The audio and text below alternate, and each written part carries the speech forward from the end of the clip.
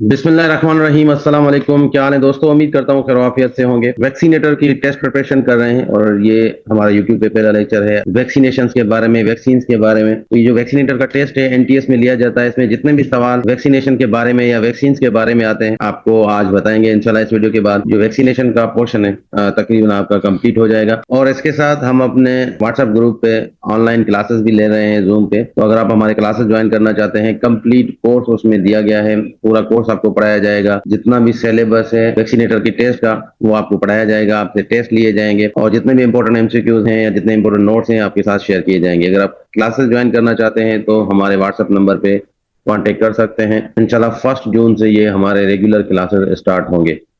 इसके साथ अगर आपने हमारा channel smart study with Danish Ali को सब्सक्राइब नहीं किया, हमारे चैनल को जरूर सब्सक्राइब करें और अपने फ्रेंड्स तक भी शेयर करें। तो ये सबसे पहले वैक्सीन क्या है? ये वैक्सीन एक सब्सटेंस होता है, एक ऐसी दवा होती है जो प्रोटेक्ट करती है बॉडी को फ्रॉम इन्फेक्शियस डिजीज से बाय प्रोड्यूसिंग इम्यूनिटी। मतलब वैक्सीन ऐसी दवा है जो जिस्म को बीमारियों से बचाने के लिए कुव्वत मुदाफत पैदा करती है। तो ये एक बायोलॉजिकल प्रिपरेशन होती है जो जिस्म में बीमारियों के खिलाफ इम्यूनिटी या खिलाफ मुदाफत पैदा करती है। ये वैक्सीन जिस्म को जरासीम, वायरस, बैक्टीरिया से लड़ने के काबिल बनाती है। तो दुनिया में जो पहली वैक्सीन बनी थी वो एडवर्ड जेनिफर ने 1796 में बनाई थी।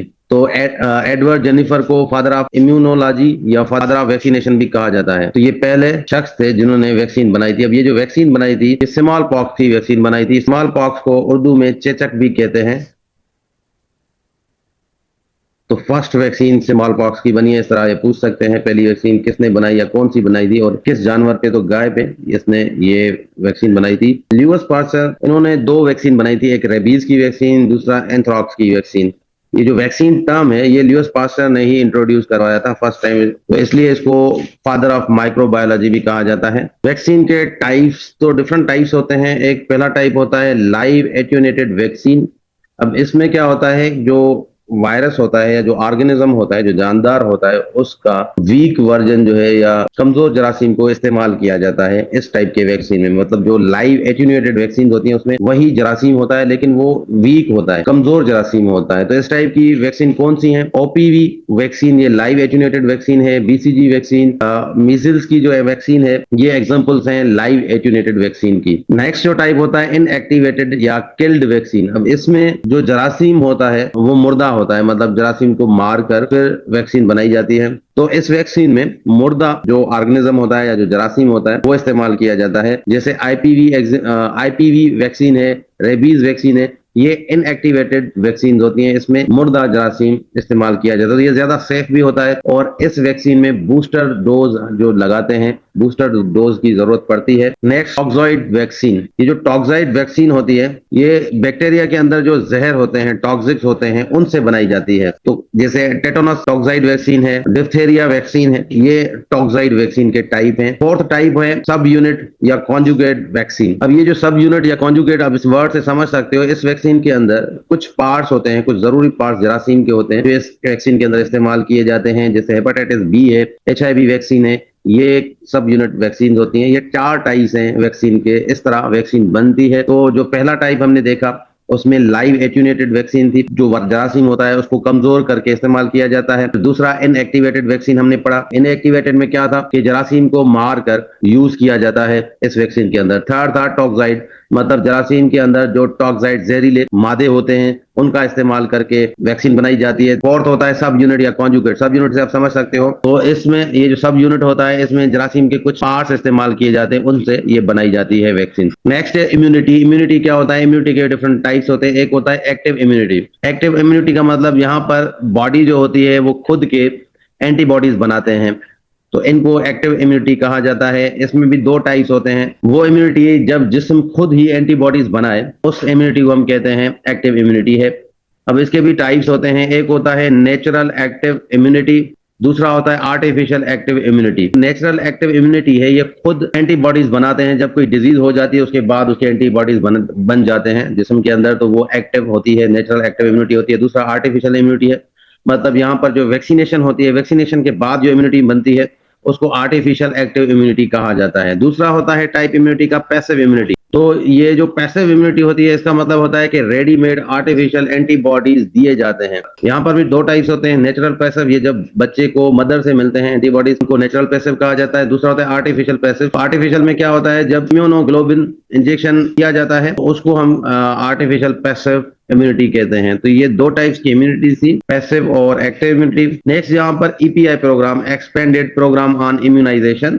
ये WHO world health organisation, WHO ने ये स्टार्ट किया था प्रोग्राम ईपीआई 1974 में, और पाकिस्तान में ये जो ईपीआई प्रोग्राम है WHO ने 1978 में इंट्रोड्यूस किया था। अब इसका पर्पस क्या था, ईपीआई जो है ये क्यों प्रोग्राम स्टार्ट किया गया था, इसका जो मकसद था ईपीआई प्रोग्राम स्टार्ट करने का, to protect children from vaccine preventable disease. इसका मतलब कि बच्चों को खतरनाक जो बीमारियां हैं उनसे बचाने के लिए ये प्रोग्राम स्टार्ट किया गया था ईपीआई का WHO की तरफ से। तो ये डेट्स आपने याद रखनी है, पूछ सकते हैं। WHO का फुल फॉर्म याद रख सकते हैं, ये भी पूछा जाता है। तो वैक्सीन प्रिवेंटेबल डिजीज, VPDs इनको कहते हैं, इसका फुल फॉर्म आपको याद होना चाहिए। मतलब वैक्सीन से बचाव वाली जो बीमारियां होती हैं वो कौन कौन सी हैं। इन डिजीज के लिए जो वैक्सीन यूज होती है उन वैक्सीन को पढ़ना जरूरी है। इन वैक्सीन कई सवाल आते हैं, उनके डोजेस, उनके रूट सारे हम पढ़ेंगे। तो यहाँ पर जो रवायती तौर पे 6 बीमारियां हैं और ईपीआई प्रोग्राम में शामिल किया जाता है। तो सबसे पहले है टीबी, जिसको ट्यूबरग्लोसिस कहते हैं, टीबी है ये। नेक्स्ट है पोलियोमिलेटिस, जिसको पोलियो बीमारी जिसको कहते हैं। थर्ड है डिप्थेरिया, जिसको खनाक भी कहा जाता है। फोर्थ है पर्ट्यूसिस, इसको काली खांसी कहते हैं। फिफ्थ है टेटानस, टेटानस ये इसको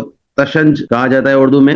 एंड सिक्स है मीजल्स, जिसको खसरा कहते हैं, ये खसरा की बीमारी है। ये 6 बीमारियां हैं जो ईपीआई प्रोग्राम में जिनकी वैक्सीनेशन होती है जिनके लिए। तो जी इन बीमारियों के लिए जो वैक्सीन यूज होती हैं ये आपको याद रखनी है। सबसे पहले वैक्सीन है BCG वैक्सीन। BCG का पहले तो आपको फुल फॉर्म याद होना चाहिए। तो बैसिलस कैलमेट-ग्यूरिन इसका फुल फॉर्म है BCG। इसके अलावा ये जो वैक्सीन है किस काम आती है, किस बीमारी के बचाव के लिए इस्तेमाल होती है, तो ये प्रोटेक्ट करती है अगेंस्ट टीबी। तो BCG वैक्सीन टीबी के बचाव के लिए इस्तेमाल की जाती है। अब इसका रूट आपको याद रखना है। हर जो वैक्सीन होती है उसका रूट क्या होता है, उसकी साइट क्या होती है, डोज कितना होता है, किस टाइप का होता है, ये सारी चीजें हर वैक्सीन के बारे में आपको पता होनी चाहिए, क्योंकि सवाल में यही चीजें पूछते हैं जो वैक्सीनेशन का पोर्शन होता है। तो यहाँ पर रूट जो होता है BCG का इंट्राडर्मल, ये इंट्राडर्मल के अंदर मतलब यहाँ पर जिल्द के अंदर, हमारे जिस्म के अंदर ये इस्तेमाल की जाती है सिरिंज से, ठीक है। और यहाँ पर साइट भी आपने बतानी है। तो ये राइट आर्म में दाएं बाजू पे ये इसकी साइट है, वहां पर लगती है BCG वैक्सीन। तो यहाँ पर ये आपने याद रखना है, इसका रूट इंट्राडर्मल है और इसकी साइट राइट अपर आर्म है। इसका डोज होता है न्यू बॉर्न को 0.0 ml न्यू बॉर्न बेबी को लगता है। वैक्सीन टाइप है ये लाइव एट्यूनेटेड वैक्सीन है, मतलब ये कमजोर जरासीम इसके अंदर यूज होता है इस वैक्सीन में। और स्टोरेज भी आपने याद रखनी है। तो नॉर्मल जो स्टोरेज होता है किसी भी वैक्सीन का +2 centigrade to +8 degree centigrade. BCG vaccine के लिए इतनी काफी है, आपको ये चीजें याद रखनी है। यहीं से सवाल आते हैं, किस बीमारी के लिए प्रोटेक्ट करता है, रूट क्या होता है, साइट क्या होती है, डोज क्या होता है, उसका फुल फॉर्म और किस टाइप का ये वैक्सीन है, तो आपने ये याद रखना है। और स्टोरेज भी। नेक्स्ट वैक्सीन है OPV। OPV का फुल फॉर्म है ओरल पोलियो वैक्सीन। इसके अलावा इसको डेवलप किया था अल्बर्ट सैबिन ने, और इसका रूट ओरल है, मतलब पोलियो वैक्सीन को आप माउथ के थ्रू ही बच्चों को आप कतरे देते हो।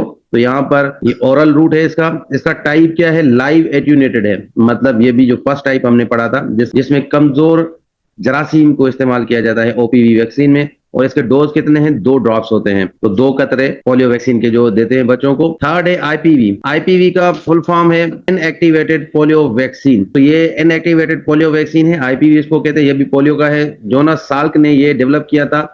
इसका रूट कैसे, इसको इंजेक्ट किया जाता है। तो IPV जो है वो इंजेक्शन के जरिए यूज होती है। ये जो टाइप है वैक्सीन का, ये किल्ड वैक्सीन है। इसका मतलब जो हमने पढ़ा था इनएक्टिवेटेड वैक्सीन, यहाँ पे किल्ड वैक्सीन या इनएक्टिवेटेड वैक्सीन भी कहते हैं। ये उसका टाइप है, IPV इनएक्टिवेटेड वैक्सीन का टाइप है। नेक्स्ट है पेंटावोलेंट वैक्सीन। पेंटा का मतलब आप 5 कह सकते हैं। तो ये जो पेंटावोलेंट वैक्सीन है ये 5 बीमारियों से प्रोटेक्ट करता है, तो 5 डिजीज से ये बचाता है। अब कौन कौन सी 5 डिजीज है, diphtheria, pertussis, tetanus, hepatitis B।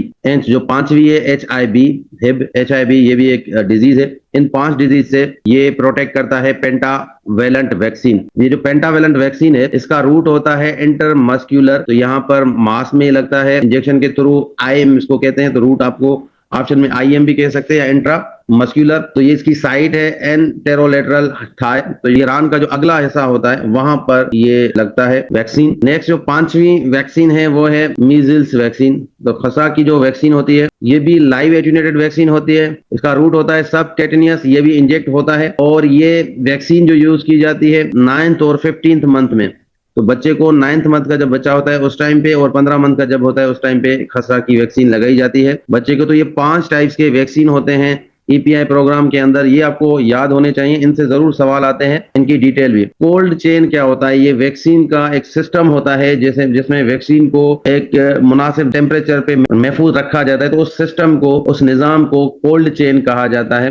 तो जो रिकमेंडेड टेम्परेचर है वैक्सीन को रखा जाता है 2 डिग्री से 8 डिग्री सेंटीग्रेड पे वैक्सीन को रखा जाता है, ना इससे कम ना इससे ज्यादा। तो जो कोल्ड चेन के अंदर इक्विपमेंट्स होते हैं जैसे ILRA, ILR क्या होता है? ये इसका फुल फॉर्म है आइस लाइन्ड रेफ्रिजरेटर। इसका फुल फॉर्म आपने याद करना है। ये यूज होते हैं वैक्सीन को स्टोर करने के लिए। नेक्स्ट है डीप फ्रीजर। ये आइस पैक्स में आइस पैक जमाने के लिए यूज होते हैं। डीप फ्रीजर वैक्सीन कैरियर होता है। तो ये वैक्सीन कैरियर फील्ड में वैक्सीन ले जाने के लिए यूज होते हैं। नेक्स्ट VVM का मतलब है वैक्सीन वायल मॉनिटर। तो VVM ये वैक्सीन का टेम्परेचर चेक करता है, इसका हरारत चेक करता है कि कितना है। अब इसमें स्मॉल स्क्वायर होते हैं इसके वायल में। अब ये क्या करते हैं कि हीट ये शो करता है कितनी हीट या कितना टेम्परेचर वैक्सीन में है या वैक्सीन का है। तो इसको किस तरह चेक किया जाता है? अगर इनर जो स्क्वायर है, अंदर वाला स्क्वायर वो सेम या थोड़ा ज्यादा डार्क हो जाए, गहरा हो जाए आउटर सर्किल से, बाहर वाले सर्किल से, तो जो वैक्सीन होती है वो जाया हो जाती है। वैक्सीन होती है वो डिस्कार्ड या जाया हो जाती है। तो इस तरह ये चेक किया जाता है। AEFI का फुल फॉर्म है एडवर्स इवेंट फॉलोइंग इम्यूनाइजेशन। तो वैक्सीन के बाद क्या सिम्टम्स होते हैं, क्या जो है इवेंट्स होते हैं, तो उनको AEFI कहा जाता है। अब इसमें वैक्सीन के बाद बुखार भी हो सकता है, कुछ वैक्सीन में सूजन होती है, कुछ में एलर्जी हो जाती है। तो ये AEFI होते हैं, मतलब वैक्सीन के बाद वाले जो इवेंट्स होते हैं